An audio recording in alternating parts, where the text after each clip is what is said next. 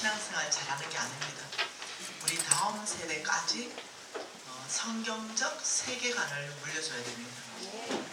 그러니까 예수를 잘 믿는다 하더라도 성경적 세계관이 없을 수 있습니다. 그저 예수만 잘 믿습니다.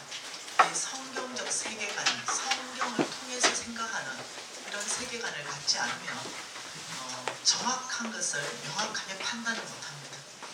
지금 어떤 정치 안에서 일어나는 이런 것들도 성경적 세계관을 가지고 바라보면서 맞다 안 맞다, 어디로 가야 된다, 이런 것들을 다 놓쳐버립니다. 휩쓸릴 수 있습니다. 그렇기 때문에 우리만 어떤 예수를 잘 믿는다 이 정도 가지고 안 됩니다. 이제는 교회가 바른 국가관이 있어야 되겠습니다.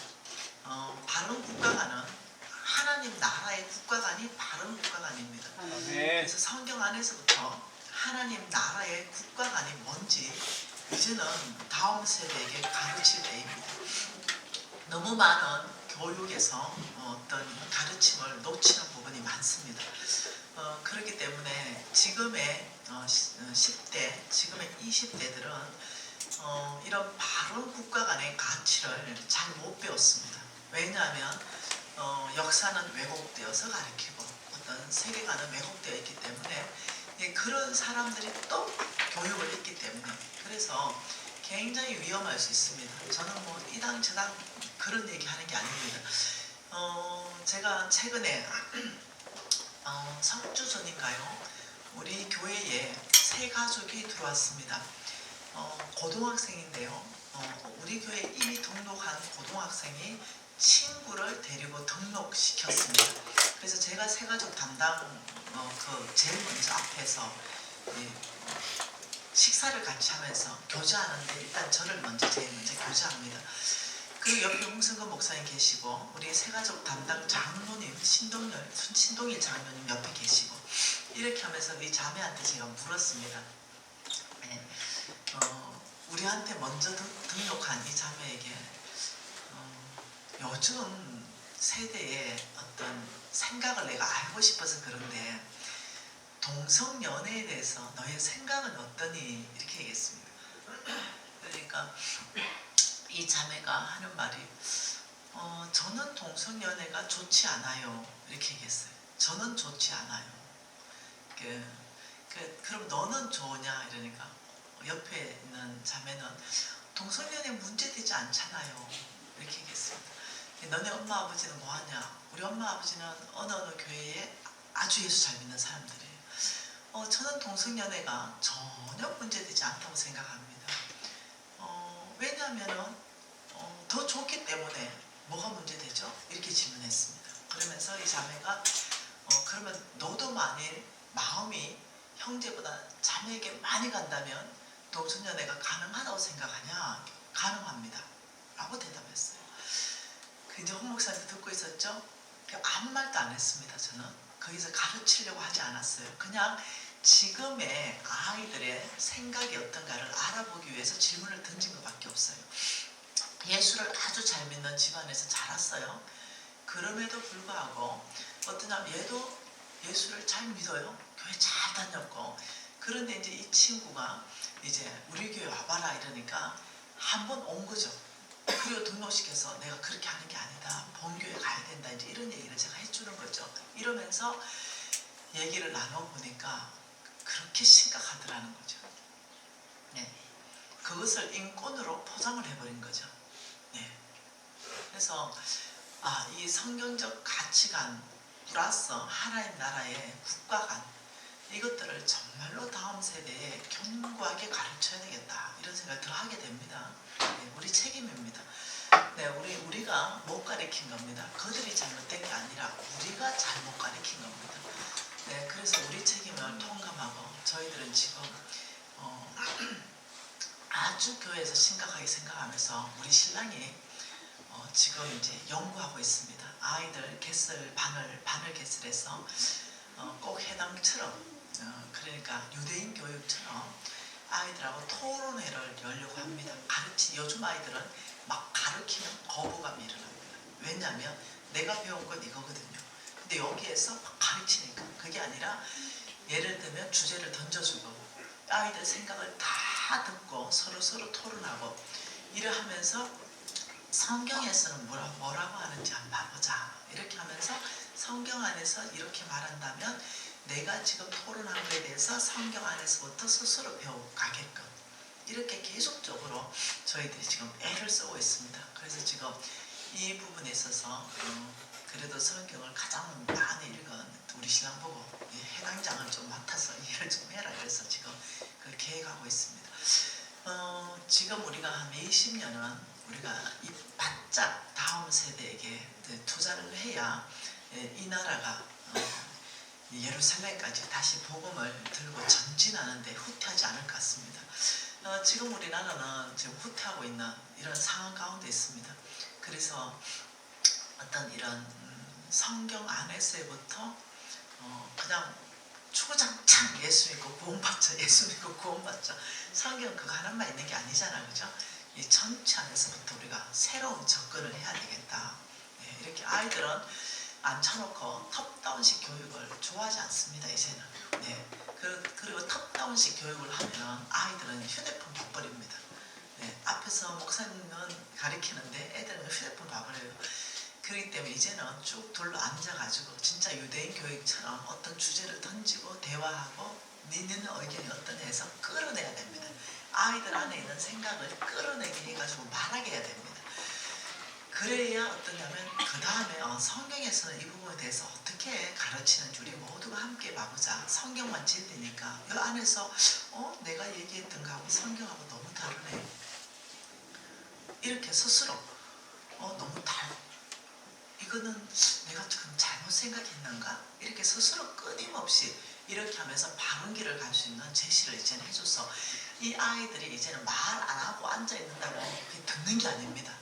네. 그렇기 때문에 얘기하고 참여하고 토론하고 끌어내가지고 다시금 어떤 진리를 이렇게 시어하고 나눠가지고 이들이 스스로 알게 하는 이런 문화들 이런 어떤 교육 방법들이 이제는 좀 교회 안에서 일어나야 되겠다 이런 생각하고 있습니다. 그래서 다음 세대에 대해서 마음이 큽니다. 네. 잠언서 말씀 한번 봐볼까요? 잠언서에 우리가 하나님 말씀하신 건 성부입니다. 네, 성부를 위해서 우리가 몇 가지를 우리가 봤어요. 첫째는 뭘 봤나요?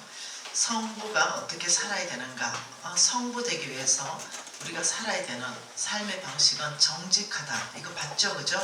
정직한 삶 살아야 된다. 두 번째 뭐 봤습니까? 뇌물을 주거나 받으면 안 된다. 이거 봤죠? 오늘 세 번째 볼 것은요. 잠언서 6장 6절입니다. 잠언서 6장 6절 한 절 같이 읽지요. 깨어른 자여 계매에게 가서 그가 하는 것을 보고 지혜를 얻으라. 자, 10장 4절도 읽지요. 10장 4절입니다. 손을 게으르게 놀리는 자는 가난하게 되고 손을 부지런한 자는 부하게 된다. 그러니까 성부들에게 요청하는 하나님의 생활 태도는 뭡니까? 부지런함. 맞나요? 자, 12장 24절도 보지요. 12장 24절입니다. 부지런한 자의 손은 사람을 다스리게 되어도 게으른 자는 부림을 받는다. 자, 27절도 보지요. 게으른 자는 그 잡은 것도 사용하지 아니하나니. 사람의 부귀는 뭐에 있어요? 사람의 부귀가 뭐에 있어요? 네, 사람의 부귀라는 것은 부와 권세를 말하는 거예요. 네, 부귀, 재물과 어떤 이 권세가 함께 있는 걸 부귀라고 합니다. 그러니까 어떤 재물을 가지고 굉장히 어떠냐면은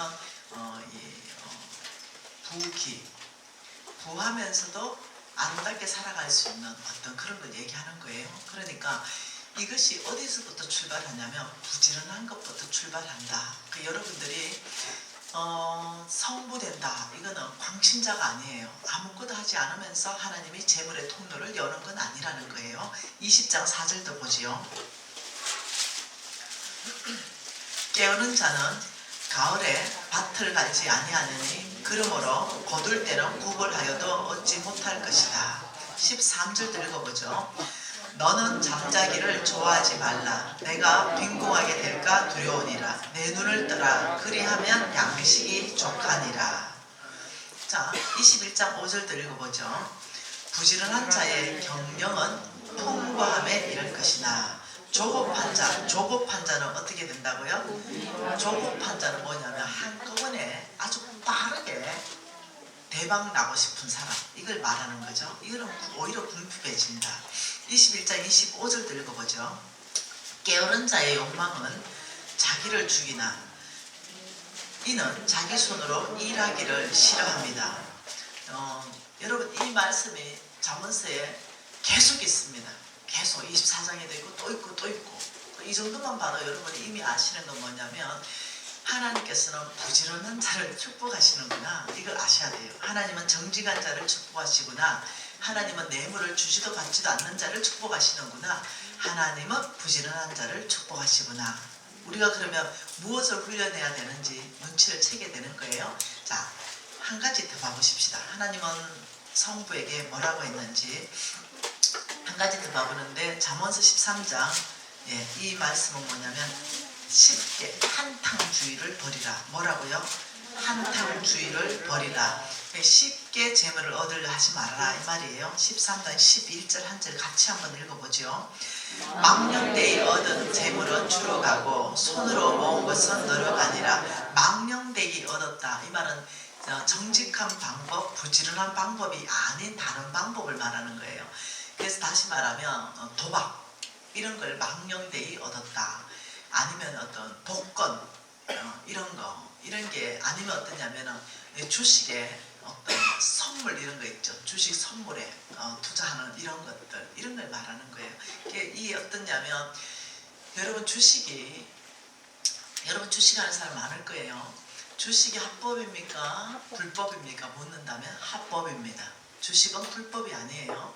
자, 하나님 나라에 합법입니까? 불법입니까? 이렇게 묻는다면 얘기가 달라집니다. 자, 동성연애가 미국에서 합법입니까? 불법입니까? 합법입니다. 자, 영국에서 동성연애가 합법입니다. 자, 동성연애가 합법이라고 하나님 나라의 합법이 아니라는 거죠. 자, 우리나라에서 주식은 합법입니다. 그렇다고 하나님 나라까지 이게 합법이 안 될 수 있어요. 자, 하나님 나라에서 예를 들면 불법이라는 것은 뭐냐? 주식을 하면서 엄청나게 빚내서 한다.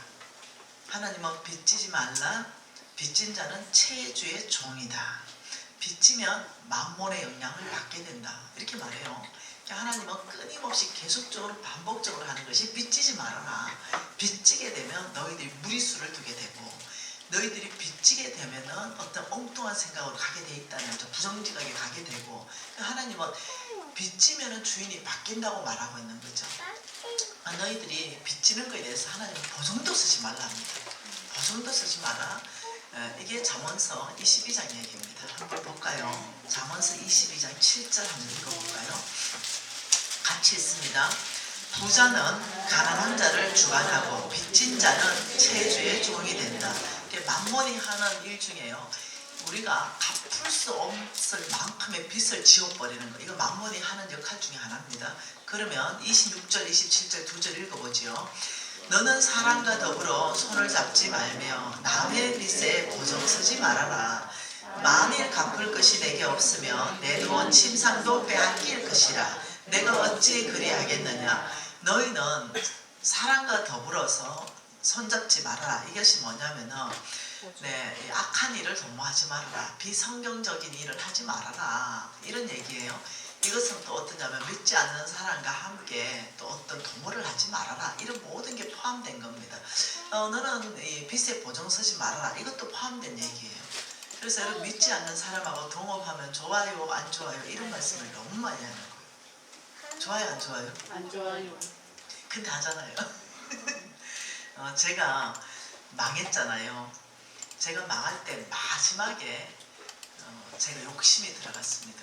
어떤 욕심이 들어갔냐면 이 사람하고 사업하면 내가 진짜 대박 날 것 같은 거예요. 그래서 제가 하나님 앞에 이렇게 했어요. 하나님, 제가 정말 주의 뜻에 순종하고 싶습니다. 왜냐하면 너는 믿지 않는 자와 사업을 같이 하지 말라는 말이 명확하게 성경 안에 있는데, 그런데 아버지 이 믿지 않는 자지만 제가 전도할 수 있잖아요. 이렇게 되는 거죠. 전도할 수 있는데 아버지, 제가 믿지 않는 자 그러면 누가 전도합니까? 제가 전도하고 저 믿게 하면 안 됩니까? 이제 이런 생각까지 막 이제 가는 거죠. 그러면서 주님, 그러면 제가 주님의 뜻을 알아보기 위해서 주님, 제가 우리 신랑에게, 그때 우리 신랑이 선교사 훈련학교를 갔거든요. 캐나다에 있을 때예요. 아버지, 제가 우리 신랑이 만일 기도해서 하나님 뜻이 아니라고 하면 이것을 주의 음성으로 듣겠습니다. 기도원의 양털 시험을 한 거예요. 네, 그래서 제가 우리 신랑한테 너 이제 사업을 동의할 수 있을 만큼 얘기를 한 거죠. 아, 이거는 하나님의 뜻이야, 사업이. 이렇게 말할 수 있을 만큼은 모든 자료를 다 보낸 거예요. 그리고는 내가 신랑 기도해줘서 이제 이래 된 거죠. 내가 기대하는 건 뭐예요? 하나님의 뜻이다, 이거예요. 근데 신랑이 일주일 딱 금식 기도하더니 연락이 온 거죠. 하나님이 명확하게 말했는데 믿지 않는 자와 함께 하지 말라라고 했다. 딱 이러는 순간 내가 아유, 하나님께서 왜 저리 잘만 듣고 그래. 제가 하나님께 뭐라 했다고요?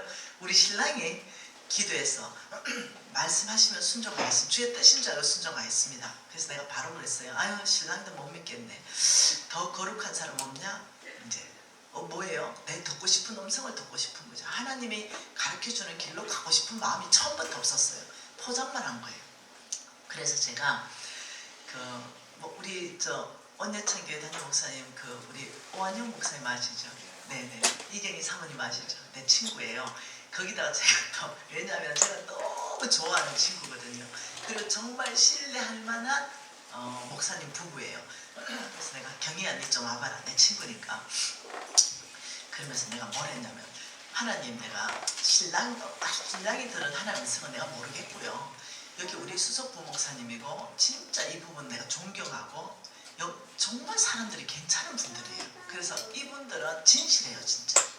그래서 이분들이 기도하고 응답 주면 제가 하나님의 음성을 알겠습니다. 한 번 더 양털시여, 기도원도 2번 했잖아요. 이제 이러면서 제가 경이야, 그러면서 또 막 엄청 제가 하나님의 뜻인 것처럼 다 이제 내가 유리한 쪽으로 왜 이 사람과 동업하면은 어떤 결과가 날 것이고 이거 얘기 다 했지 않겠어요? 그런데 마지막 점검적으로 보라, 이게 하나님 뜻인가? 이제 이랬어요. 그게 한 일주일 동안 기도하더니 미진아, 믿지 않는 자와 동업하지 말라라고 하나님 말씀하셨다. 딱 그러는 거죠. 그래서 내가 알았다.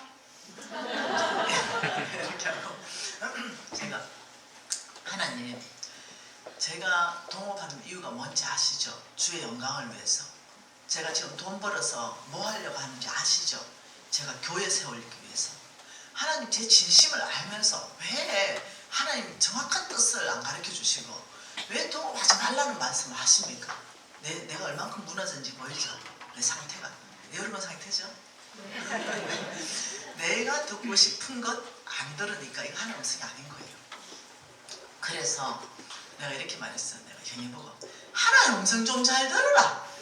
목사 부인까지 돼가지고 이러니까 네 하나님 손에 죽지 말고 동업하지 마라 이러는 거. 근데 동업했잖아요. 왜냐하면 너무 먹음직하고 너무 보암직하고 너무 탐스러운 거예요. 내만 죽었겠어요? 그 착한 내 동업자까지 같이 죽여놨죠. 내가 지금도 미안해요. 그 동업자한테. 둘 다 거지 됐습니다. 완전히 굉장히 어려움을 겪게 됐죠. 왜냐하면 이게 믿지 않는 종교가 없었어요. 난 전도가 될 줄 알았어요. 그런데 멋이 일이 안 되니까, 미신아, 우리가 동업 50대 50이니까 지금 이렇게 멋이 안 되니까 주일날도 하자 이러는 거예요. 근데 주일은 하면 안 되죠. 내 예수 믿는데. 야, 네 그게 네 시작은 미약이 했으나 네 나중은 심히 창대하다. 안 창대하고 망하게 생겼지 않냐. 그게 너네 신이 무엇이 안 도와주니 그게 아닌 것 같다는 거죠. 그러면 그 다음날 가보니까 달마도 하나 걸어놓은 거예요. 그 동업자가.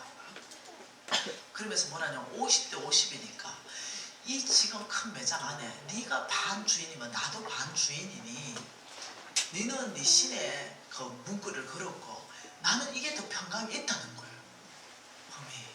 그래가지고 4번 중에 2번을 문 연다는 거죠. 주일날. 내 인생에 가장 수치스러운 날이었습니다. 내가 아무리 무너져도 주일날 장사는 안 했어요. 내가 하나님 앞에 양심이 있었어요. 내가 아무리 무너져도 참 안식일은 범하는 거 난 싫었거든요. 그래서 내가 이거는 진짜 아니다 이렇게 했었어요. 그런데 아니요. 예, 거기에서 완전히 죽어버립니다. 제가 영적으로 죽어버립니다. 그리고는 제가 스스로 포기합니다. 하나님께서 완전히 나를 그냥 이렇게 다루시는 것, 이 부분에 대해서 제가 인정했습니다. 그리고 내가 우리 그냥 끝냅시다. 여기에서 포기하십시다. 이제 이러면서 포기하게 됩니다. 그때 일을. 여러분 어떻게 생각하세요? 동업하는 것에 대해서 여러분 어떻게 생각하세요? 조심하세요. 네. 믿는 자끼리도 동업하는 거 조심하세요. 하물며 안 믿는 자는 여러분 안 하면 좋겠어요. 정말로. 당장은 좀 괜찮은 것 같은데 그걸로 인해 가지고 싸우고 깨지는 경우가 한두 번이 아니었어요. 저는 왕의 기업을 400기업을 지금 케어하고 있잖아요. 우리 NCM의 왕의 기업이 한 400기업이 넘거든요. 이 기업 중에 몇 명이 동업하고 싶다고 왔어요. 그래서 내가 절대 하지 마라 그랬어요. 근데 간사님 NCM에서 이렇게 훈련받고 왕의 기업까지 되니까 우리가 그래도 같은 비전으로 동업하면 되지 않겠습니까? 난 너네들을 신뢰한다. 근데 너네 뒤에서 역사는 악한 영, 이 만몬 때문에 안 된다. 그래서 진짜 동업하지 마라 했거든요. 근데 결국 하더라고.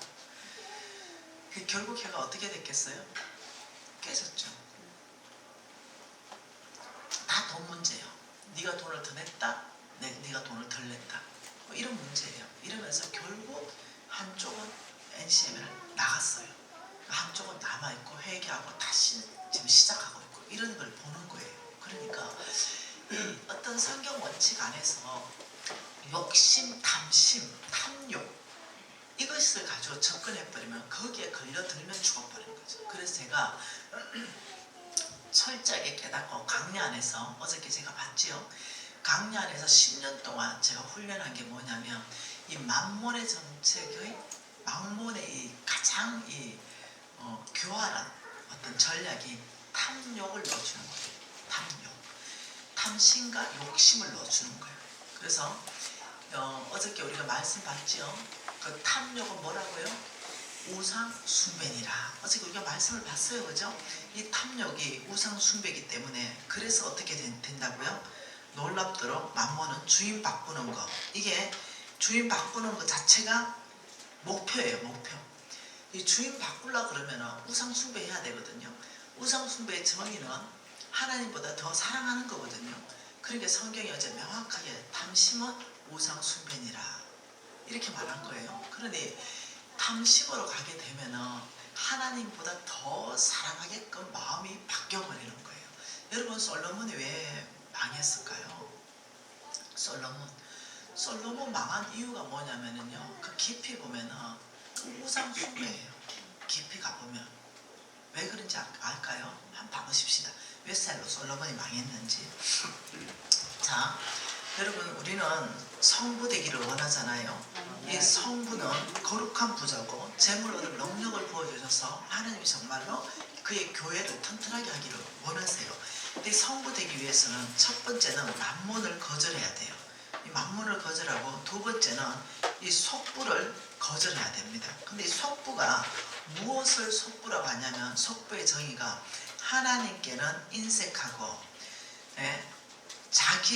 자기에게는 부유한 사람, 이게 속부예요. 이게 속부의 첫 번째 정의고 두 번째 정의는 부정직입니다. 이 부정직한 삶을 통해 가지고 재물을 얻는 게 이게 속부의 정의거든요. 성경적 정의. 한번 보지요. 누가복음입니다. 12장입니다. 누가복음 12장이에요. 누가복음 12장에 16절, 17절, 18절 쭉 한 21절까지 있습니다. 먼저 16절 읽을게요. 또 비유로 그들에게 말하여 이르시되 한 부자가 그 밭에 소출이 풍성하매, 그 소출이 풍성한 것은 오직 주님이 하시는 겁니다. 우리는 씨만 뿌립니다. 햇볕 주고 물 주는 것은 하나님 영역입니다. 소출을 풍성케 하는 것은 주님의 축복입니다. 우리는 지금 사업하고 있죠.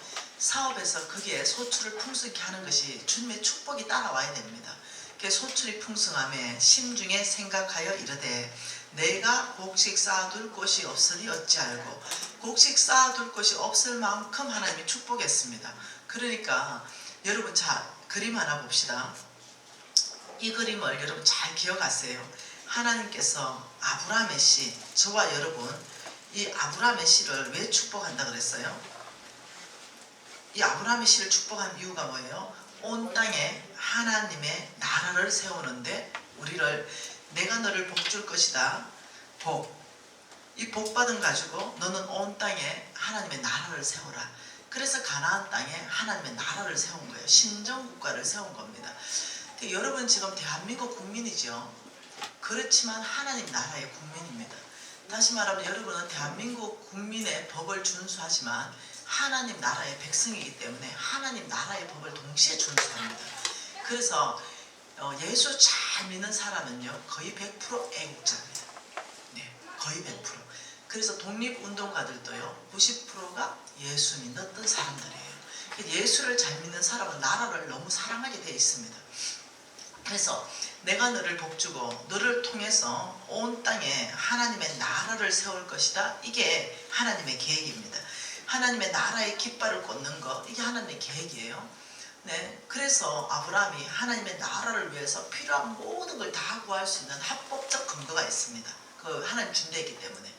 그래서 저도 아브라함의 씨기 때문에 불치병 판정 받았을 때 하나님, 저 아브라함의 씨입니다.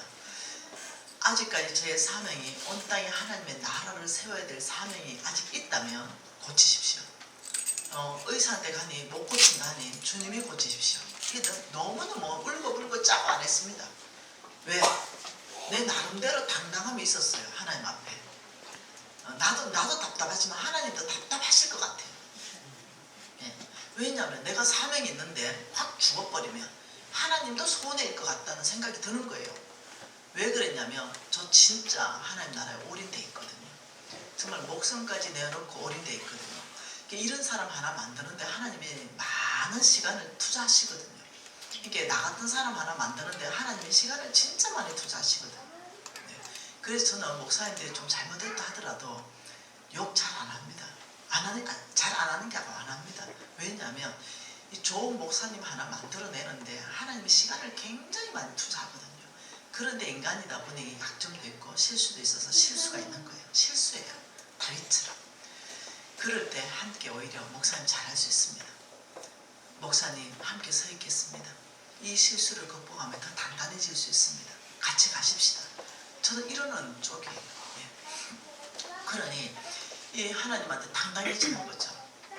아버지, 아브라함의 씨에게 약속하신 것, 온 땅에 하나님의 나라를 세우는데 아버지 저를 쓰시는 거 아닙니까? 사명 끝났으면 데려가시고 사명 남아있으면 고치십시오.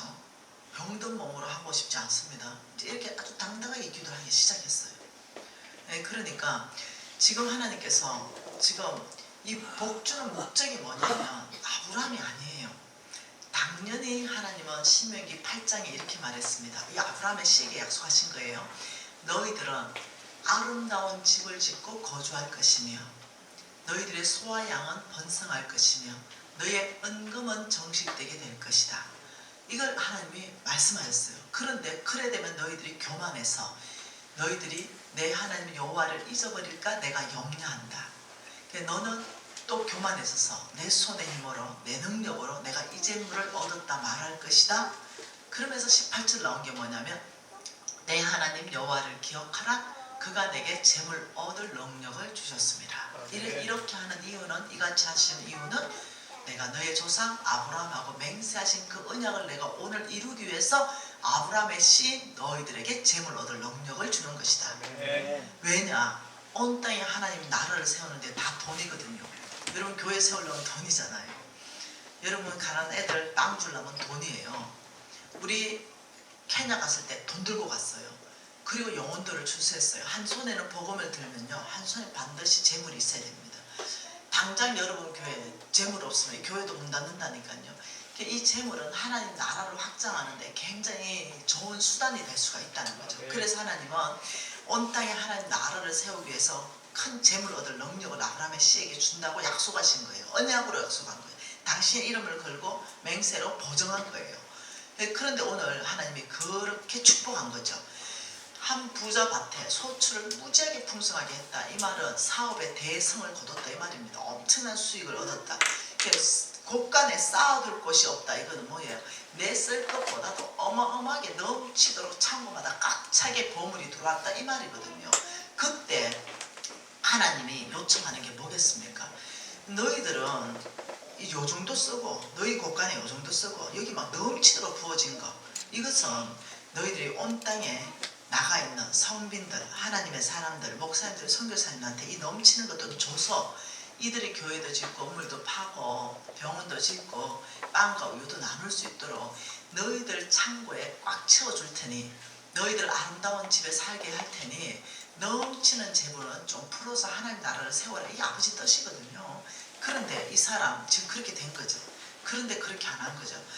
17절에 심중에 생각하여 이르되 곡식 쌓아둘 곳이 없는데, 여러분도 이런 때가 오면 곡식 쌓아둘 곳이 없을 때 어떻게 해야 돼요? 남 줘야 돼요. 나눠줘야 됩니다. 교회 줘야 됩니다. 선교지 보내야 돼요. 목사님 드리면 돼요. 그래서 하나님 나라를 세우는 데 쓰면 되는데, 왜? 이미 내 쓸 것이 충분히 넘치고도 남으니까. 그런데 이 사람 18절에 선택 안 볼까요? 같이 읽을까요? 또 이르되 내가 이렇게 하리라. 내 곳간을 걸고 더 크게 짓고 내 모든 곡식과 물건을 거기에 쌓아두리라. 곳간을 헐어라. 내 창고 너무 작다. 지금 이제 하나님이 주신 창고는 요만했거든요. 요 정도 네 창고다. 이러니까 이 창고가 너무 적네요. 이 곳간을 헐어버리고요. 저는 창고를 크게 하고 싶습니다. 이만하게. 그리고 여기에 꽉 채워놓고 저는 여러 해 동안, 자 19절에 또 내가 내 영혼에게 이르되 뭐라고요? 여러 해 동안 썰 물건을 많이 쌓아두고 나는 평안히 쉬고 먹고 마시고 즐거워하겠다. 그러니까 나 하나만 잘 먹고 잘 사는 게 이 사람의 목표라는 거예요. 그러니까 하나님은 여러 해 동안 그렇게 하지 말아라. 내년에 농사 지면 또 줄 텐데 너 왜 이렇게 하느냐 이러면서 하나님이 좀 화가 났었어요. 그러면서 20절에 뭐랍니까? 하나님은 이르시되 어리석은 자야, 오늘 밤 내 영혼을 도로 찾으리니 그러면 내가 준비한 것이 누구 것이 되냐? 너 죽으면 지금 이렇게 큰 창고에 꽉 채워놓은 거 이거 누구 거 되냐? 아주 심각하게 질문하셨어요. 사실은 이 질문을 받는 게 이 성경 말씀을 통해서 하나님은 저에게 하시는 거예요. 이 질문을 지금 오늘날 다시 동일하게 저에게 하시는 거죠. 미신아, 너가 만약 이런 부자라면, 이 말은 아파트 사고 또 돈 생기면 또 사고 또 돈 생기면 또 사고, 아파트를 셋째 사고 넷째 사고 다섯 사고, 야 아파트 왜 그리 많이 사냐? 아유 하나님 모르는 소리 하지 마세요. 내 쓰고 아들 쓰고 딸 쓰고 하나는 노후대 책임져. 계속 아무리 돈을 줘도 그 교회를 세울 생각은 없는 거예요. 자기가 몽땅 다 쓰는 거예요. 땅 사고 아파트 사고 계속 상가 사고. 그 하나님이 너 죽으면 그 아파트 상가 땅 누구 거 되냐 지금 이 얘기거든요. 그러면 우리는 대답할 때 자식 거 되지요, 아니면 부인 거 되지요, 아니면 남편 거 되지요, 아니면 법적 상속인 거 되지요 이러는데 하나님은 절대 그래 안 된다고. 그러면서 21절에 뭐라 그래요? 자기를 위하여 재물을 쌓아두고 하나님께 대하여 부여하지 못한 자가 이와 같은, 이게 속부에 대한 정의예요. 그래서 칠판 봐볼까요? 속부에 대한 정의 첫 번째가 뭐라고요? 자기에게는 부여하고 하나님께는 인색하다. 그 하나님께서 내가 아무리 축복해도 네 것만 쌓고 또 쌓고 또 쌓고 하는 것은 나에게는 네가 참으로 인색하다. 이 말은 고아와 가부와 객들을 도와주려 했는데 그게 하나도 안 쓰는 거예요. 하나님을 섬기는 건 뭐라고요? 하나님이 뭐라 그랬어요? 지극히 작은 자한테 하는 것이 나에게 하는 거다. 그러면서 하나님이 섬기라는 그 대상을 안 섬기는 거예요. 그리고 오직 나. 그래서 하나님께서 합당하지 않다 이랬어요. 여러분 성경은 쭉 한번 훑고 지나가 봅시다. 왜냐하면 이제 여러분 교회 재정학교 할 수도 있으니까 욥기서에 이렇게 말합니다. 욥기서 27장이죠. 이렇게 말해요. 그냥 한번 쭉 훑어보죠.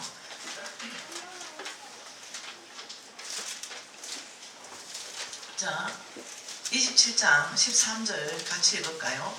악인이 하나님께 얻은 분길, 포악자가 전능자에게 받은 산업은 이것이다.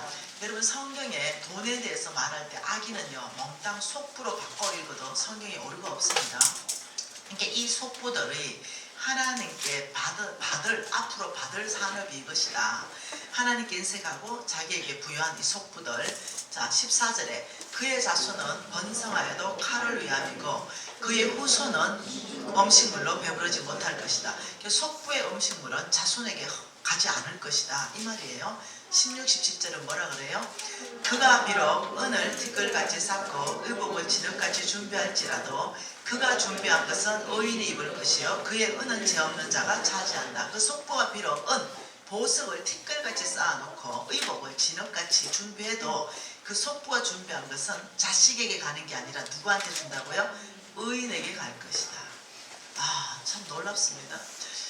여러분, 놀랍게도 하나님께서요 이런 속부들을요 나중에는 드러내십니다.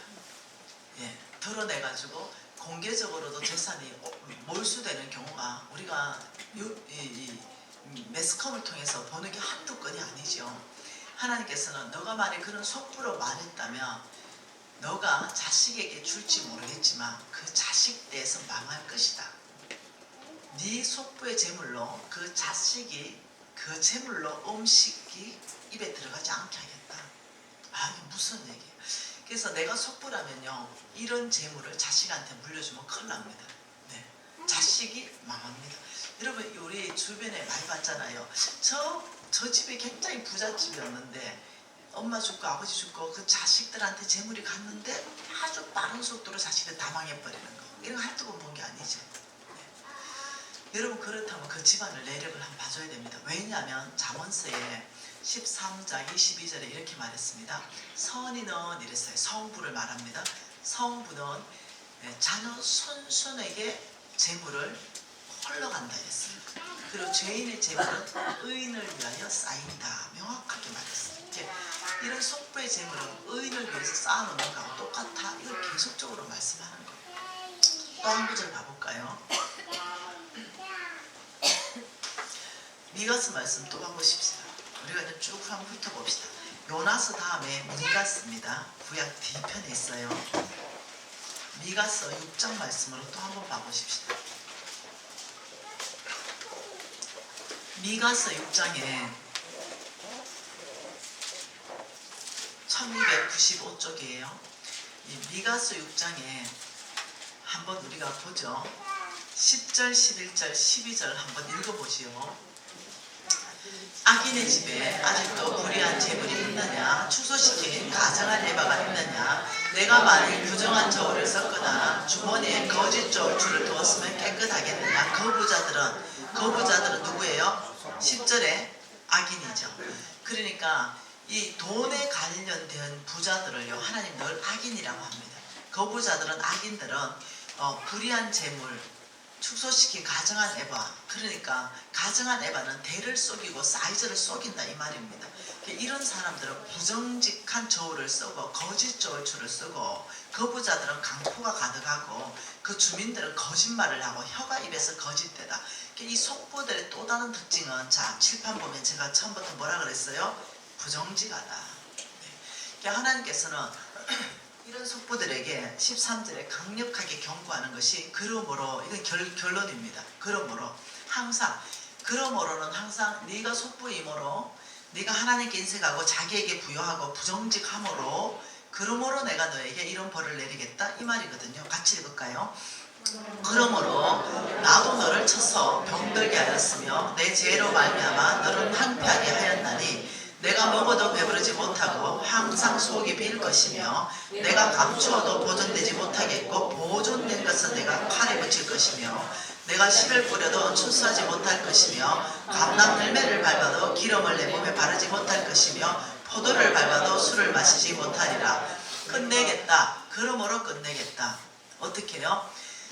너를 첫째 병을 보낼 것이다. 두 번째는 네가 숨겨놓은 보존된 것까지도 내가 찾아서 칼에 붙여버릴 것이다. 이렇게 말했어요. 너 그 속부의 재물로 배부르지 못하게 할 것이다. 그러면서 씨 뿌려도 주스 못하고 감람 열매 밟아도 기름 못 바른다. 포도를 밟아도 술 못 마신다. 왜? 그러므로 네 속부이 뭐라. 저는 오늘 뉴스 보면서요, 진짜 꼭꼭도 숨겨놨더라고요. 네, 진짜 꼭꼭 숨겨놓은 거예요. 쏙쏙 다 드러나 버리더라고요. 하나님께서 진짜 이게 생각났다니까요.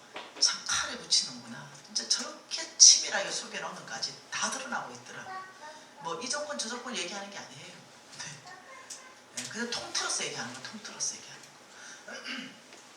왜 그럽니까? 16절에 그 이유에 대해서 말하는데 뭡니까?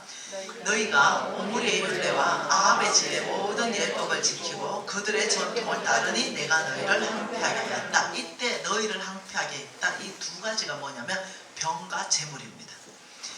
첫째, 너희가 이유가 있다. 너희들이 왜 이렇게 속부로 사는지 아냐? 아합의 아버지가 오므리고 이 오므리의 며느리가 이사벨입니다. 이사벨이 섬겼던 신이 바알 신이에요. 이 말은 뭐냐면 너희가 바알 신을 따라갔다. 우상 숭배를 하기 때문에 내가 이 두 가지로 내가 대적한다 이 말이거든요.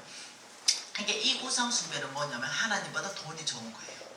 그래서 불의한 재물, 부정한 저울, 입에서 거짓말을 하더라도 돈. 하나님께 인색하고 나에게만 부여하기도 돈. 그래서 탐욕은 뭘로 간다고요? 탐욕은 어제 성경적 기반 봤죠? 골로새서 말씀으로 골로새서 3장 말씀 봤죠? 탐욕은 뭐라고요? 우상숭배다. 이렇게 가는 거예요. 그러니까 지금 이 만몬이 원하는 것은 돈이 아닙니다. 만몬이 원하는 것은 우리가 우상숭배하게끔 되는 겁니다. 그래서 하나님께서 너희가 오므리 율례와 아합의 집의 모든 예법, 그 우상숭배 만몬의 그 바알 신이라는 그 신의 원래 이름이 뭐냐면요, 이 풍요의 신, 농업신이에요. 이 농업신은 원래 이 재물을 간장한다. 이래서 그게 원래 이름이 만몬이에요. 그러니까 너희가 오므리와 아합의 집의 모든 예법과 그들의 전통을 따른다. 이 말이 뭐냐면 바알 신을 따라간다. 만몬 신을 따라간다. 완전 우상숭배로 빠졌다. 왜? 너희들 하는 것 봐라. 거짓 주를 쓰지, 부정한 저울 쓰지, 불의한 재물, 가정한 에바를 가지고 돈을 위해서라면 아주 부정직하게 사는 것, 너희들이 아주 그냥 양심이 끓김도 없이 하는 게 그게 뭐냐면 너 뒤에 만몬이 너의 주인이기 때문에 그런 삶을 산다. 그래서 내가 그대로 두면 이 주인이 완전히 바뀌어있기 때문에 여러분 주인 바뀌면 어째 돼요? 여러분 아시죠? 우리 예수님 재림할 때 어떤 일이 일어나는지 성경에 다 나와있죠. 예수님이 재림하면 첫째 일어나는 현상이 뭐예요? 죽은 자가 다 부활해요. 죽은 자가 부활체로 부활합니다. 부활체. 모르나요? 예수님 재림할 때 죽은 자가 일어나요. 부활체는 뭐냐면 지금 육신이 아니에요. 여러분 그 애벌레 알죠? 애벌레가 나방된 거 우리 기억 못하잖아요. 요만한 씨가 아름다운 장미가 되는 거 이런 거 우리 기억 못하잖아요. 이 상상을 못하잖아요. 부활체는 90에 죽든 9살에 죽든 부활체는 따로 있어요. 그러니까 나는 늙어서 죽으면 늙어서 부활한다 생각 안 해도 됩니다. 네, 부활체는 육신이 씨면 부활체는 장미입니다. 우리 육신이 애벌레면 부활체는 나비입니다. 그러니까 모두가 만족하는 부활체니까 걱정하지 마세요.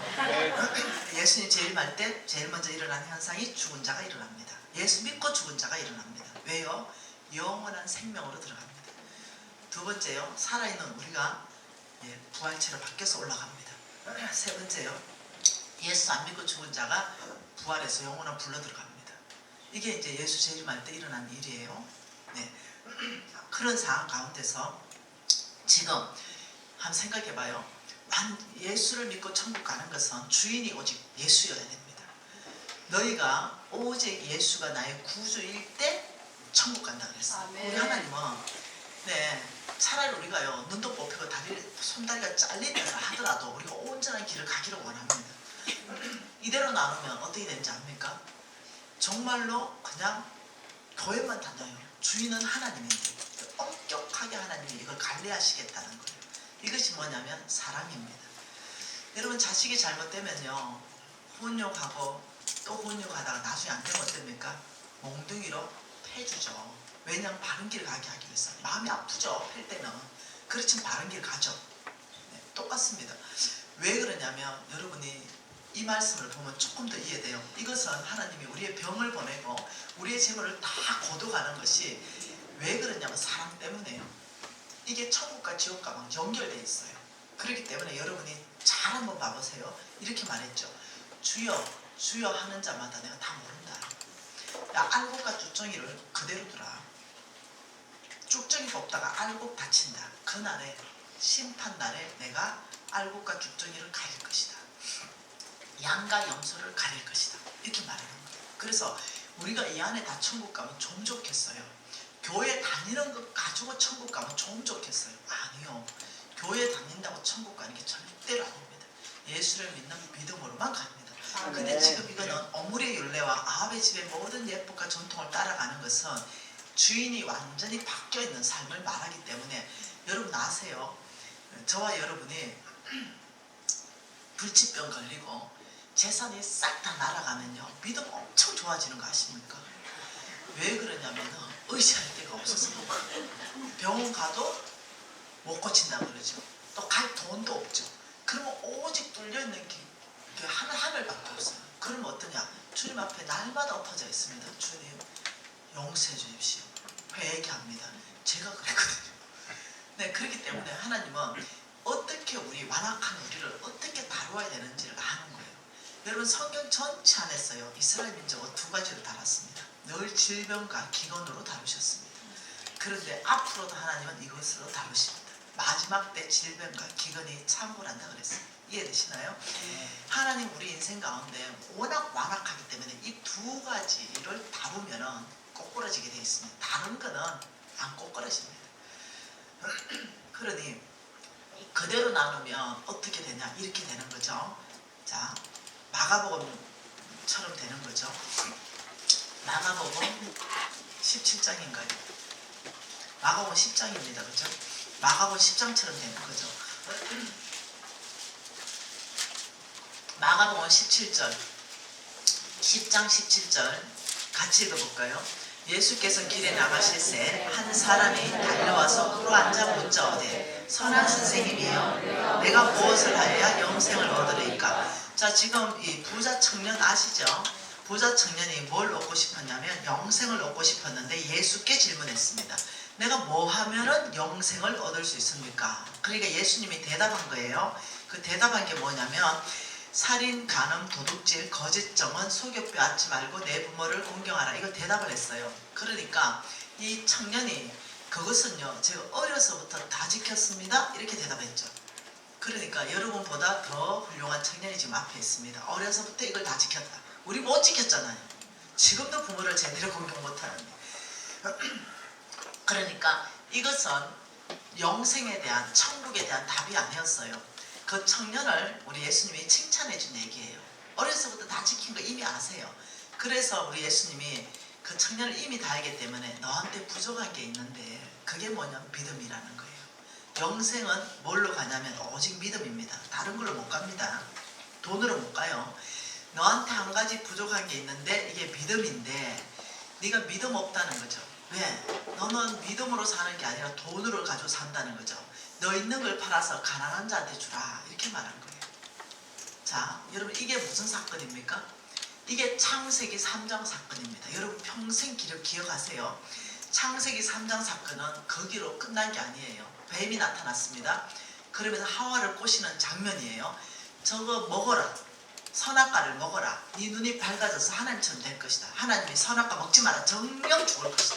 항상 얘들은 뭐 한다고요? 요한복음 10장 10절에 뭐라고요? 도둑질하고 훔치고 멸망시키고 파괴시키는 게 목적이거든요. 그게 거짓말하는 거예요. 여러분 공산주의가 위험한 게 뭔지 압니까? 목적을 위해서라면 수단과 방법을 가리지 말라.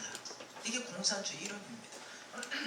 우리 하나님은 목적을 위해서 수단과 방법은 성경적이어야 된다. 정직해야 된다. 그 지금 이 나라 전체가 한번 봐보세요. 목적을 위해서 수단과 방법도 안 가리죠. 이게 엄청나게 심각한 문제죠. 그런데 무분별하게 다 딸려 들어가고 있죠 지금. 여러분 아세요? 지금 이렇게 말하는 거죠. 너 있는 것을 팔아서 가난한 자한테 주라. 이 말은 지금 이렇게 말했어요. 예수님이 청년에게 너 있는 것을 팔아서 가난한 자한테 주라. 이 말은 돈을 말한 게 아니었어요. 믿음을 말했어요. 자, 하와가 누구 말을 들었어요? 사탄 말을 들었어요. 그러니까 도마스 기억이 안 나네요. 도마스 6장 16절입니까? 한번 찾아봐요. 도마스 6장 16절 같은데 나 늙었나? 맞습니다. 로마서 6장 16절 같이 한번 읽어볼게요. 너희 자신을 종으로 내주어 누구에게 순종하든지 그 순종함을 받는 자의 종이 되는 줄 너희가 알지 못하느냐. 이 말은 이겁니다. 너희가 누구의 말에 순종하면 그 순종받는 그 자의 종이다. 사탄 말에 순종했잖아요. 그러면 사탄의 종이 된다. 왜? 권위를 내줬기 때문에.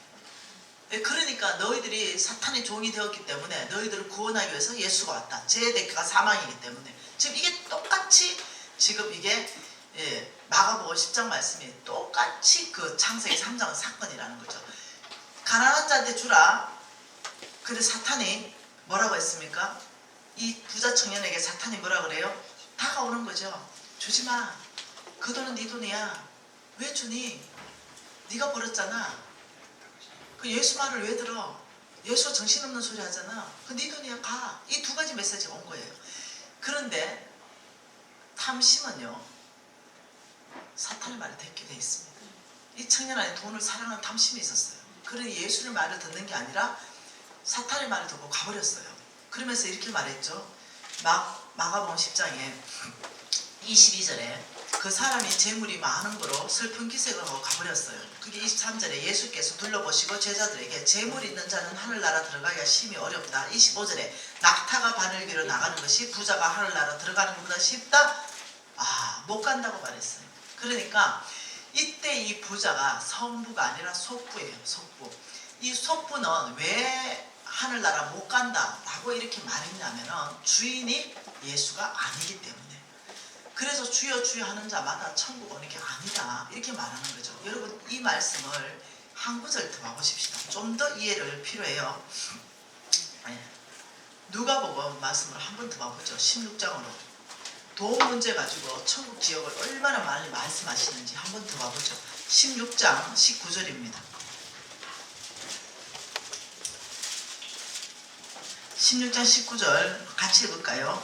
한 부자가 있어 자색옷과 고운 베옷을 입고 날마다 호화롭게 즐기더라. 그런데 나사로라 하는 한 거지가 헌데 투성이로 그 대문 앞에 버려졌다.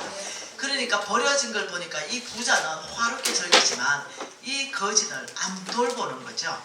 그러니까 두 사람이 죽었어요. 죽어가지고 이제 한 사람 거지는 천국 가고 이제 부자는 지옥 간 이야기를 하는 거 여러분 다 하시는 얘기죠. 네, 그러니까 이 부자가 24절에 손가락에 물 한 봉을 좀 찍어주세요. 여러분 지옥 있다고 믿나요? 아멘. 지옥은 명확하게 있습니다. 아멘. 성경 이단이 있습니다. 아멘. 네, 누가 받냐 안 받냐가 아닙니다. 절대 진리는 하나님의 말씀 외에는 없기 때문에 성경이 지옥이 명확하게 있기 때문에 지옥이 있고 지옥은 정말로 어려운 것이에요. 가면 안 되는 것이에요. 근데 그것은 영원히 안 죽어요. 그게 너무 고통스러워. 우리는 진짜 천국 가야 돼요. 이 땅에서 잠깐 사는 이 삶에 따라서 천국 지역이 영원한 삶으로 구분돼 버리는 거예요. 이게 보통 일이 아닌 거예요. 그래서 너무 고통스러워서 불꽃 가운데서 그 물 한 방울 찍어주라니까 이제 안 된다 그랬어요. 뭐라 그랬냐면은 우리 아브라함이 이렇게 말했어요. 야, 니하고 천국과 지옥 사이는 26절에 큰 구렁텅이가 있어가 왔다 갔다 못한다 야 이렇게 말했어요. 그러니까 이 부자가 27절에 한 가지 소원을 말하는데 그러면 우리 아버지 육신의 아버지 집에 그 죽은 나사로를 좀 보내줘가지고 나한테 28절에 형제 5명 있는데 이것 좀 간증 좀 해서 지옥에 이 고통받는 곳에 오지 않게 좀 해주세요 이렇게 말한 거예요. 맞나요? 네. 그러니까 참 여기에서 놀라운 말을 합니다. 아브라함이 이렇게 말합니다. 29절에 같이 읽을까요? 아브라함이 이르되 그들에게는 모세와 선지자들이 있으니 그들에게 들으라. 여러분 여기서 잘 들어야 됩니다. 여기서 그들에게는 뭐가 있냐면 모세와 선지자가 있어요. 이 말이 뭐냐면 구약 말씀을 말하는 거예요. 말씀에게서 하나님 음성 듣고 말씀대로 살아라 이 말입니다. 말씀에서부터 너희들이 깨달아라 이 말입니다. 죽은 자가 살아나서 간다고 해서 그들이 건함을 받는 것이 아니다 이렇게 말하는 거예요. 31절에 모세와 선지자에게 듣지 않으면 죽은 자 가운데서 살아난 자가 있어도 건함을 받지 않는다. 그러니까 여러분들이 지금 성경 말씀을 듣고도 살아내지 못하면 어떤 사람이 죽어서 나 천국 갔다 왔어요, 나 지옥 갔다 왔대, 진짜 지옥이 있고 진짜 천국 있다 해도 여러분 안 듣는다는 거예요. 진짜 듣는 사람은 말씀 안에서부터 하나님의 음성을 듣고 말씀 안에서부터 깨지고 말씀 안에서부터 새롭게 한다는 거예요. 지금 이 말을 하시는 거예요. 여러분 더 심각한 거 한번 또 봐볼까요? 마태복음 25장이죠. 끊임없이 왜 돈 가지고 천국과 지옥을 말씀하시는가? 이 부분을 나는 왜 우상 숭배로 가기 때문에 그래요. 마태복음 25장에 34절에 이렇게 말했습니다. 그때에 임금이 오른편에 있는 자들에게 이르시되 내 아버지께 복받은 자들이야 나오라. 창세로부터 너희를 위하여 예비된 나라를 상속받아라. 자, 오른쪽 분단, 오른쪽, 이쪽입니다.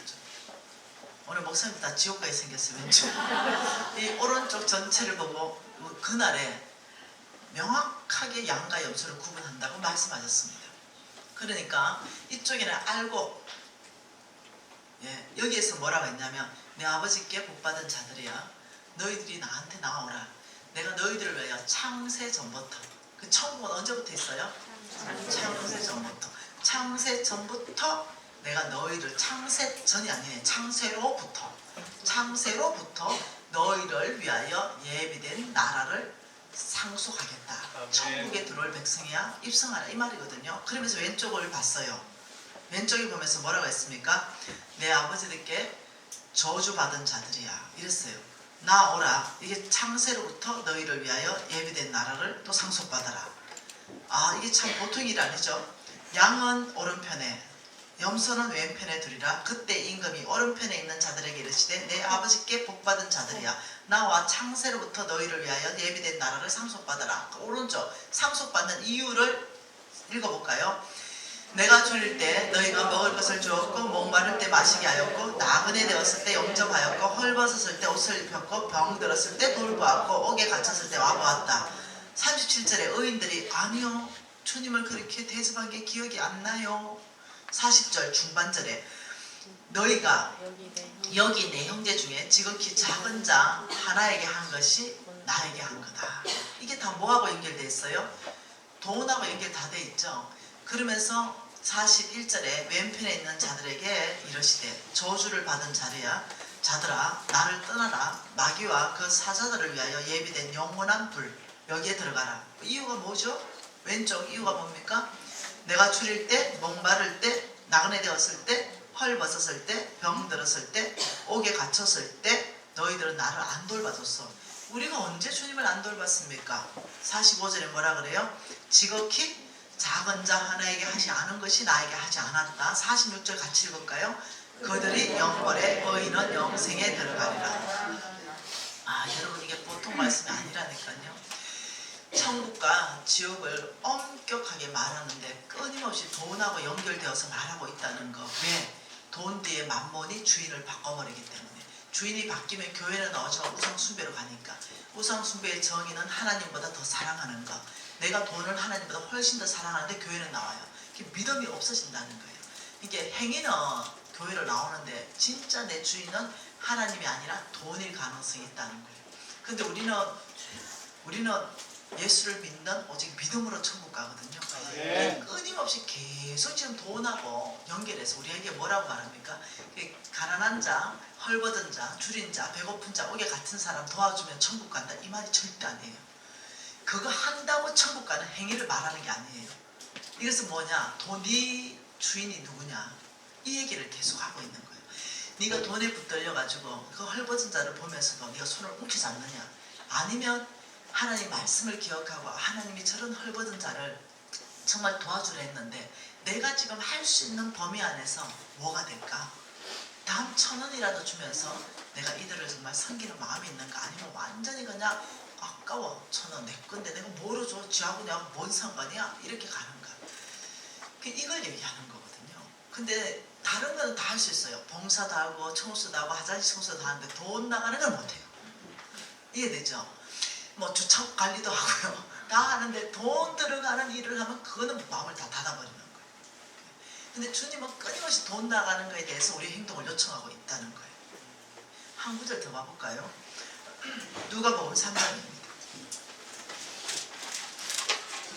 여러분, 이 메시지가 여러분에게 좀 크게 들리면 좋겠습니다. 누가복음 3장도 똑같은 말인데 한번 읽어볼까요? 누가복음 3장 2절 읽어볼까요? 안나스와 가야바가 대제사장으로 있을 때에 하나님의 말씀이 빈들에서 사가랴의 아들 요한에게 임한지라. 지금 세례 요한이 있습니다. 이게 세례 요한이에요. 세례 요한에게 지금 뭐가 임했어요? 하나님의 말씀. 그 하나님이 말씀으로 임했다, 이렇게 생각하면 됩니다. 왜 임했냐면은, 하나님이 세례 요한에게 왜 말씀으로 임하시냐면은 육신이기 때문에, 하나님의 영인데 그 육신을 입고 있는 그 이스라엘 백성에게 말씀을 전해야 되는데 세례 요한은 입이 필요한 거예요. 그래야 귀에 들어가니까. 영이시기 때문에.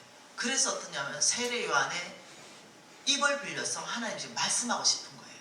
여러분 이해하셔야 됩니다.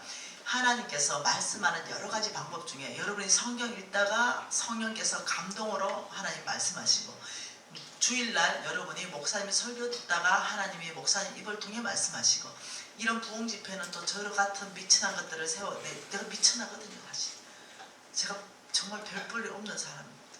제가 오늘도 목사님한테 얘기했지만 그냥 하나님 은혜를 생각할 때마다 목숨 바치고 싶다고 이렇게 촌년을 세워가지고 이런 전 세계 유명한 강사를 만들어놨습니다.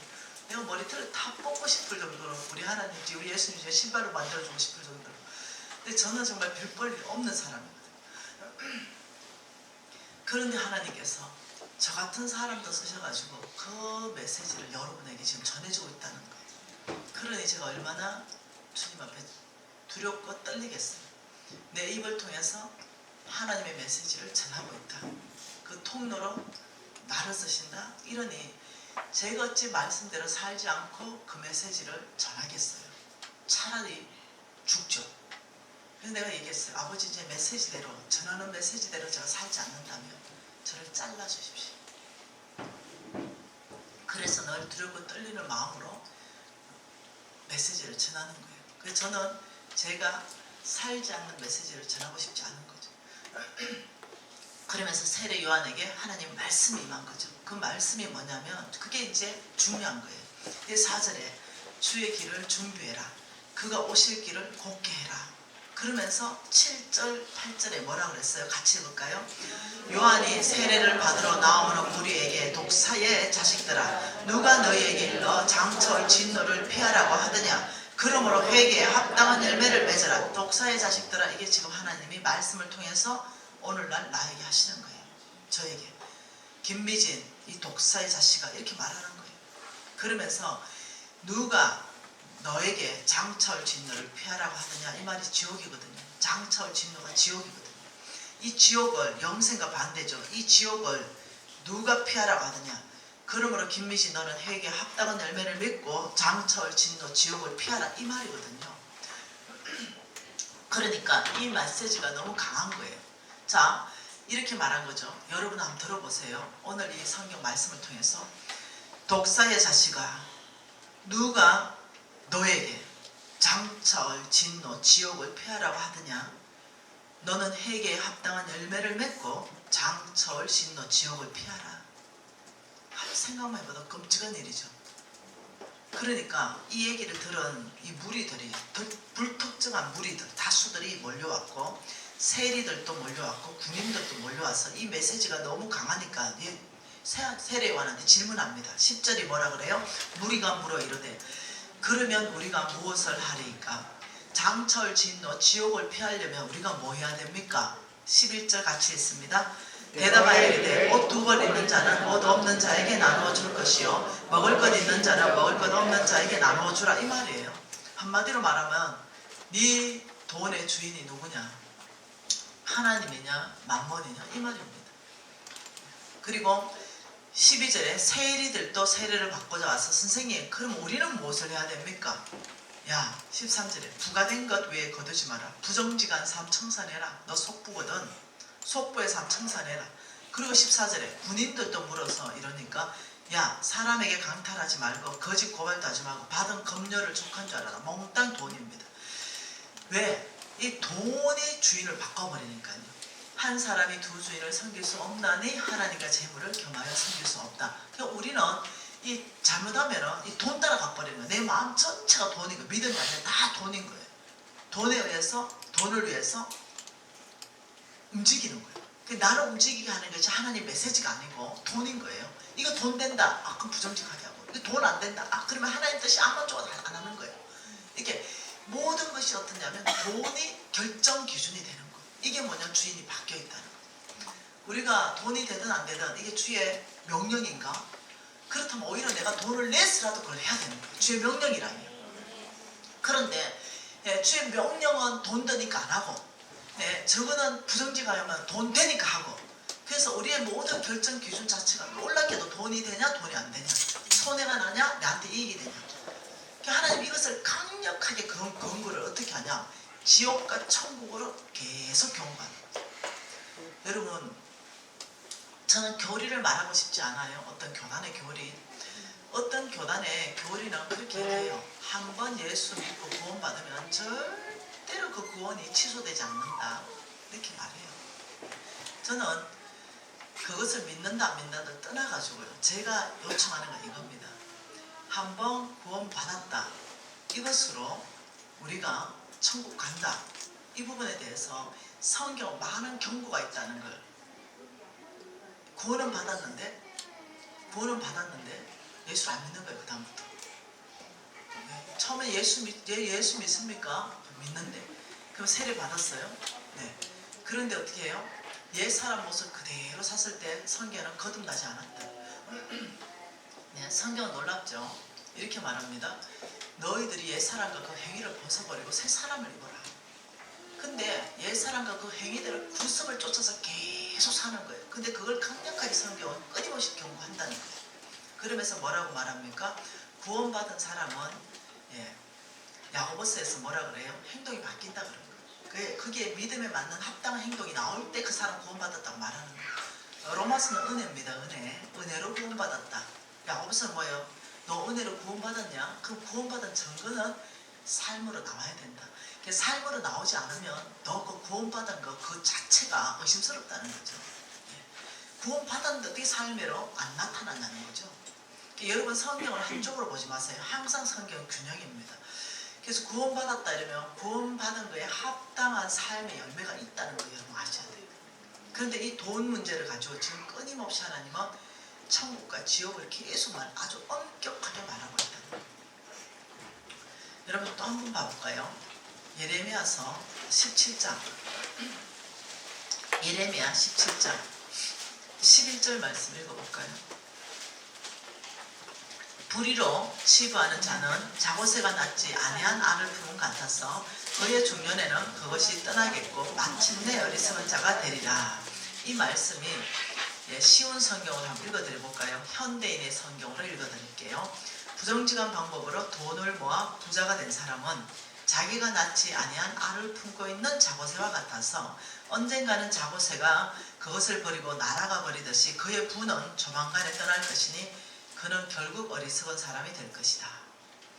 성경에서 끊임없이 말하는 것 부정직한 방법으로 돈을 모았냐? 내가 반드시 없게 할 것이다. 그리고 여러분이 이 말씀을 읽고 다시 미가서 말씀을 한번 기억해보면 미가서 말씀에 뭐라고 얘기했나요? 부정직하게 살지 말아라.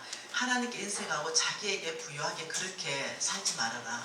자식에게 네 재물로 배부르게 못할 것이고 너희들이 하나님께는 너무 인색하고 자기만을 부유하고 부정직하게 산다면 내가 너에게 병을 보낼 것이고 재물을 없이 할 것이다. 이게 왜 사랑인지 알겠죠? 왜?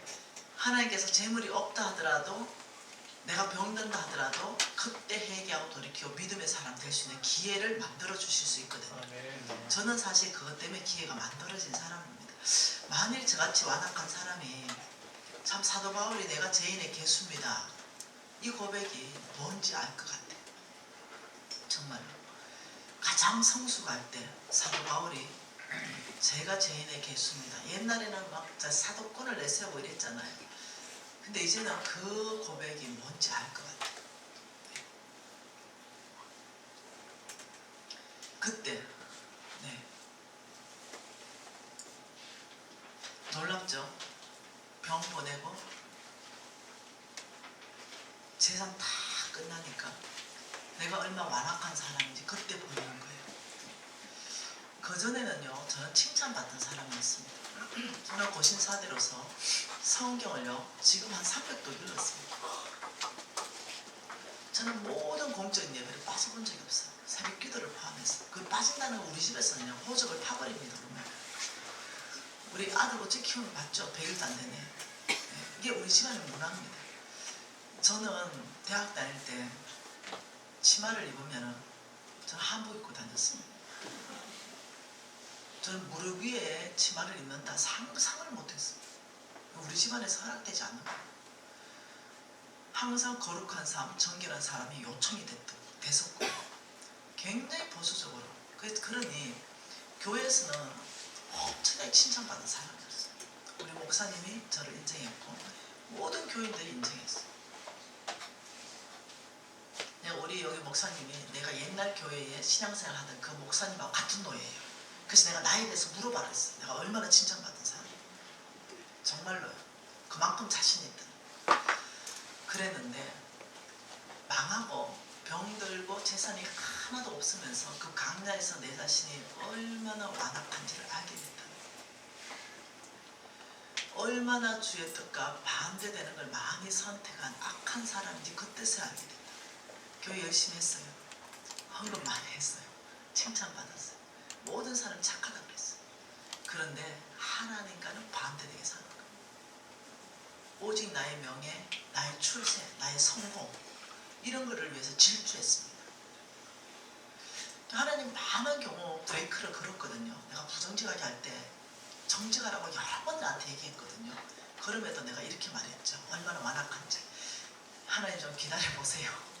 제가 이번에 한 대박 나면 성경도 제가 한 매달 보낼게요. 하나님 제가 하나님 사역 좀 도와주는데 좀 기다려보세요. 이렇게 아무 거리낌 없이. 그래서 제가 아무것도 없을 때 광야에서 주님하고 독대할 때 그때 제가 무릎 꿇고 형편없는 사람이라고 주님 앞에 고백했습니다. 제가 완악한 사람이라고 고백했어요. 아주 마음이 굳은 사람이라고 고백했습니다. 아주 딱딱하고 안 좋은 돌짝 같은 그런 사람이라고 고백했어요. 저는 그 망하기 전까지는 제가 굉장히 괜찮은 사람인 줄 알았어요. 성경에 빗대서 보면 엉망진창인데 그렇지 않고 내 행위, 내 행동, 교회 열심히 하는 봉사, 교회 열심히 헌금하는 헌금 액수 이런 것들을 보면서 난 괜찮은 사람이 생각해요. 내용이 없는데 정말 철저하게 말씀 안에서부터 하나님 가난한 자 도와주려 할 때 그냥 어떠냐면 너무 순수하게 정말 내가 1,000원밖에 없는데 이 가난한 자하고 예를 들어 콩 한 짝도 나눠 먹는다는 심정으로 한 200원 정도 틀어서 예를 들면 뭐 빵이라도 한 쪽 해가지고 정말 우리 예수님이 가난한 자를 사랑하는데 이 마음으로 한 게 아니에요. 나는 부자고 너는 가난해. 그러니까 돈을 그냥 던져주죠. 뭐 혹시 무슨 말이 이해되나요? 내 안에 예수의 사랑은 하나도 없는 거죠. 행위는 주는 거예요. 가난한 자. 이것은 성경이 아닌 거예요. 이거는 예수의 마음, 예수님이 말씀한 명령에 순종하는 게 아니에요. 네. 오죽하면 예수님이 부자들 헌금 다 제껴놓고 그 냈던 돈이 그 가부를 칭찬했겠어요. 하나님께서는 마음을 보는 거예요. 이 중심을. 저는 내 행위 안에 가난한 사람 많이 도왔어요. 근데 그 내 안에 아무것도 없었다는 거죠. 그러면서 제가 사도 바울처럼 참 죄인 중에 개수다. 이 말이 뭔 말인지 제가 이제 이해하기 시작했고 주님 앞에 회개하기 시작하고 주님 이렇게 더 이상 안 살고 싶습니다. 헌신하는 시간들을 가지게 됩니다. 그리고 달라졌어요. 지금 이 돈 얘기는 그 얘기거든요. 왜 병을 보냈냐? 이 얘기. 왜 너의 재물을 가져가느냐? 너를 사랑하기 때문이다. 네가 너에게 쏟고 있다. 저는 저에게 쏟고 있는데 몰랐어요. 저는 제 진심을 얘기하는데요. 정말 저희 촌사람이거든요. 그래서 저를 촌사람을 촌년이라고 그러잖아요. 정말 이 촌년을 해결시켜서 하나님의 복음을 전하는 데 있어서 이 놀라운 특권을 주셔서 생각할 때마다 고맙습니다. 생각할 때마다 감사하고. 그래서 오늘도 우리 목사님이 나한테 그래요. 간사님같이 유명한 사람이 저희 교회 작은데 응답해 주셔서 너무 고맙습니다. 그래서 내가 이렇게 얘기했어요. 목사님 그런 말 하지 마시라고. 저는 교회 규모 본 적 한 번도 없다고.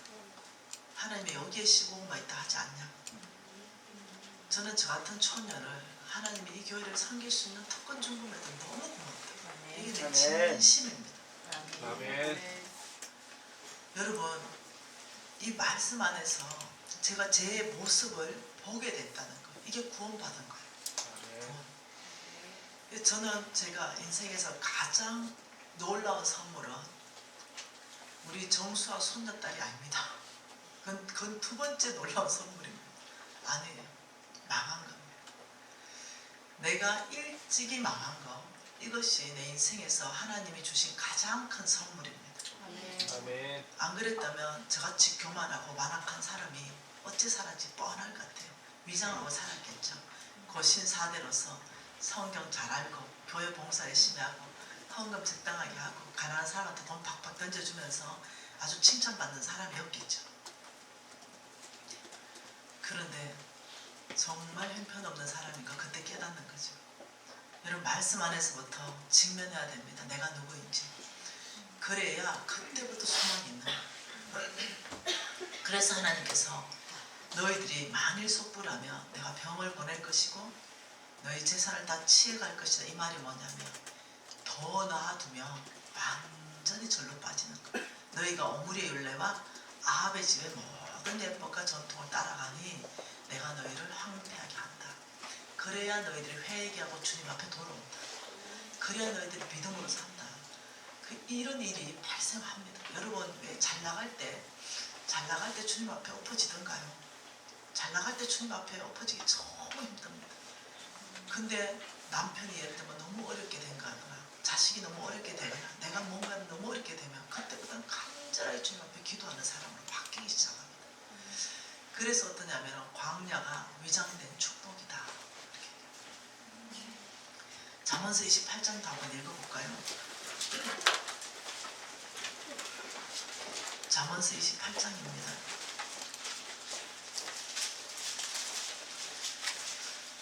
8절입니다. 같이 한번 읽어볼까요? 중한 권리로 자기 재산을 늘리는 것은 가난한 사람을 불쌍히 여기는 자를 위하여 그 재산을 저축하는 것이다. 가난한 사람을 위해서 네 재산을 저축하는 거다. 중한 권리, 높은 고리대금 하지 말아라. 성경은 여러분 교회 안에서 이게 가장 심각한 문제입니다. 가난한 사람에게 높은 이자로 또 돈 빌려가 더 가난하게 만드는 거. 하나님 그거 금지하고 계십니다. 많은 사람들이 여기에 걸려가지고 교회 안에 어떤 영적 지위를 이용해서 권사님들 돈놀이 하는 분 많다고 제가 정보를 입수했습니다. 큰 교회에서 장로님들 이런 일이 있다고 들었습니다. 실질적으로 많은 분을 내가 파악해놓고 명단을 확보하고 있습니다. 왜냐하면 우리 재정학교 온 학생들이 울며불면서 상담하는 게 거의 이 내용입니다. 권사님한테 돈을 1억 빌렸었는데 이자를 1억을 더 줬습니다. 그런데 이 원금 이제는 내가 완전히 거지돼서 원금 갚을 힘도 없는데 이 이자를 안 깎아줍니다. 1억을 더 줬는데 이런 상담이 계속 이어집니다. 그래서 높은 금리 중한 변리는 에스겔서에는 피 흘리는 살인죄라고 명확하게 말하고 있어요. 그래서 이 높은 금리 노름 이런 거 하면 안 돼요. 13장 22절 보십시다.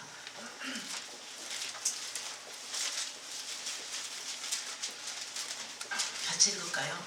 선인은 그 산업을 자자손손에게 끼쳐도 죄인의 재물은 의인을 위하여 쌓인다. 끊임없이 하나님은 속부의 재물은 의인에게 뺏어서 주겠다. 이 말을 끊임없이 반복적으로 하고 선인은 상속한다. 9장 14절에 말하죠. 선인의 재물은 자녀에게 주겠다. 9장 14절에 그렇게 말합니다. 같이 한번 읽어볼까요? 9장 14절 아닐까요? 아니네요. 네, 19장 14절이네요. 9장이 아니고 19장. 19장 14절 같이 읽어볼게요. 집과 재물은 조상에게서 상속하거니와 슬기로 나누는 여호와께서 말미암는다. 집과 재물은요 어디서부터 상속한다고요? 네, 위로부터. 그러니까 성부의 어떤 이 패밀리들은요 어떤 이 하나님께서 보장을 해줍니다. 자녀 손손에게 예를 들면 건물이든 땅이든 이런 것들이 자녀 손손에게 흘러갈 수 있도록 보장해 주시고, 죄인의 재물은 자녀가 검식물로 배부르지 못하도록 취해 가시고, 그러니 우리가 돈을 가지고 재물을 형성한다 하더라도 성부의 재물을 형성해야 됩니다. 그래야 그것이 자녀에게 계속 흘러가지, 속부의 재물로 예를 들면 하나님께는 인색하고 자기에게는 부유하게 살면서 하나님의 나라는 관심도 하나도 없으면서 한다면 그 재물은 끝납니다. 내 때에서 없어질 수도 있고 자녀 때에서 없어질 수도 있고. 자, 시편 73편으로 한 번 더 확인합시다. 시편 73편에 이것은 다윗 시대에 쓰여진 아삽의 시입니다. 시편 기자가 이 속보가 형통한 것 때문에 시험 들어서 하나님 앞에 들이대는 장면이죠. 2, 3, 4절 같이 읽어볼까요? 나는 거의 넘어질 뻔하였고 나의 걸음이 미끄러질 뻔하였으니 이는 내가 악인의 형통함을 보고 오만한 자를 질투하였음이로다. 그들이 죽을 때도 고통이 없고 그 힘은 강건하며 12절에 볼지어다 이들은 악인들이라도 항상 평안하고 재물은 더욱 불어난다. 악인인데 늘 평안하고 오히려 이들은 재물이 불어나고 너무 형통하고 죽을 때도 고통이 없으니 하나님이 말씀한 게 왜 이리 안 이루어집니까? 그래서 제가 막 미끄러질 뻔하고 제가 너무 질투가 납니다. 이렇게 얘기한 거예요. 그러니까 하나님의 말씀은요 100% 이루어집니다. 아멘. 이들 악인들의 마지막을 내가 보여줄 테니까 받아 적어. 내가 마지막을 보여줬어요. 그게 17, 18, 19절입니다. 같이 읽어볼까요? 하나님의 성소에 들어갈 때야 그들의 종말을 내가 깨달았나이다. 주께서 참으로 그들을 미끄러운 곳에 두시고 파멸에 던지시니 그들이 어찌하여 그리 갑자기 항폐되었는가 놀랄 정도로 그들은 전멸합니다. 여러분, 마지막은요 하나님이 천국 못 간다 이 말입니다. 그들을 파멸에 던진다. 그들은 전멸한다 이 말입니다. 그래서 여러분들이 어떤 악인이 그런 형통함을 보고 여러분이 부러워할 일이 아닙니다. 그들의 마지막은 파멸입니다. 하나님께서 파멸에 던지는 것 그들의 마지막이에요. 이해하셔야 됩니다.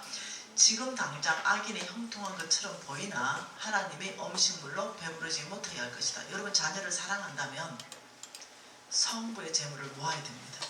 여러분이 자녀를 사랑한다면 그런 속부, 하나님이 가난한 자한테 하는 것이 나에게 하는 거다. 여러분 빚내사라는 거 아니에요. 여러분이 만원 먹을 게 있다면 9,900원 먹고 100원을 줄 수는 있어요.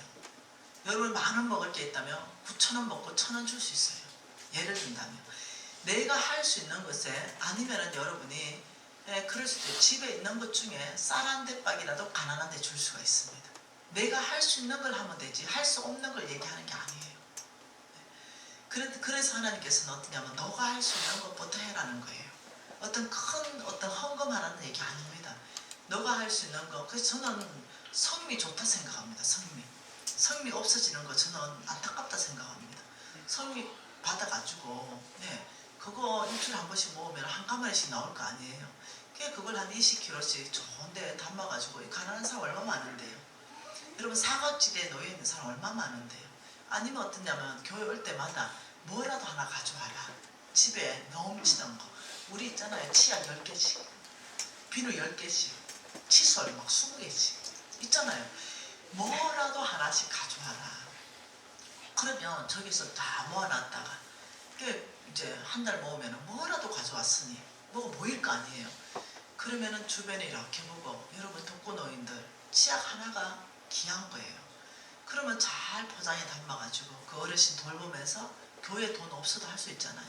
들으면서 어르신 뭐 평강하시냐고, 뭐 집에 있는 라면 있잖아, 라면. 그러면 교회 올 때 라면이라도 한 봉지 가져와서 저 뒤에 박스 그냥 오케이 박스 하나 놔놓고 반경 5km 도와주자. 이래서 들어올 때 뭐 성미 가져오면 성미 담고, 라면 가져오면 라면 담고, 치약 있으면 치약 담고, 올 때마다 뭐라도 하나 가져나와서 섬긴다 이러면 온 교회적으로 함께 섬길 수 있어서 좋잖아요. 교회당 안 쓰면서 섬겨서도 좋고. 네. 그리고 먼저는 교회 안에 가난한 자가 먼저 가져갈 수 있도록, 없는 사람 그런 거 가져오면은 정말 내가 이게 없다 이러면 먼저 교회 안에 가난한 자를 도와줄 수 있고, 그다음 교회 밖에 도와줄 수 있고. 여러분, 우리가 훈련하고 작은 것부터 한번 실천해보면 좋을 것 같아요. 네. 아버지 감사합니다. 저희들이 지금 이 시간에 회개하기를 원하는데요. 속으로 하셨습니까? 그렇다면 지금 회개하십시오. 네. 하나님 앞에는 깨끗하게 인정하는 고백이 필요합니다. 아버지 속고입니다. 회개합니다. 아버지 돌이킵니다. 더 이상 하나님께 인색한 것이 아니라 아버지께 부유한 삶 살겠습니다. 이렇게 좀 기도하고 싶어요. 기도하겠습니다. 하나님 아버지, 하나님께 인색하게 살았습니다. 회개합니다. 아버지, 이제는 정말로 말씀대로 속부의 삶을 청산하고 성부로 거듭나기를 원합니다. 부정직한 삶 청산하고 성부로 거듭나기를 원합니다. 아버지, 자녀에게 속부의 재물이 아니라 성부의 재물을 아버지가 흘려주기를 원합니다. 아버지, 우리 안에 새 일을 행하셔서 회개하고 돌이키며 자복하고 하나님 앞에 새롭게 태어나는 시즌 되게 해주십시오. 우리 가운데 은혜를 베풀어 주시며 우리의 마음을 십자가로 이끌어 주셔서 하나님 마음에 합한 삶을 살아낼 수 있도록 주여 우리 가운데 역사하여 주시옵소서.